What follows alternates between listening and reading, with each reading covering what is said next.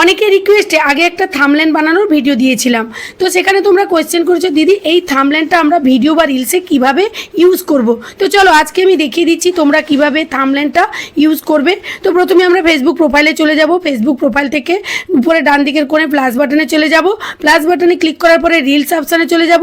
রিলসে ক্লিক করার পরে দেখো গ্যালারিতে পৌঁছে যাব। গ্যালারি থেকে যে কোনো ভিডিও অপশানে চলে যাব। ভিডিওতে গিয়ে আমরা এখান থেকে রিলস বা ভিডিও নিয়ে নেব। তারপর বাম দিকে দেখো আমার ছবিটা আছে, ছবিতে ক্লিক করার পরে এখানে অ্যাড ফ্রম গ্যালারি দেখাবে। এই অ্যাড ফ্রম গ্যালারিতে ক্লিক করলে গ্যালারিতে চলে যাব। এখানে আমি যে থাম্বনেলটা বানিয়ে রেখেছিলাম এটাকেই আমরা চুজ করে নেব।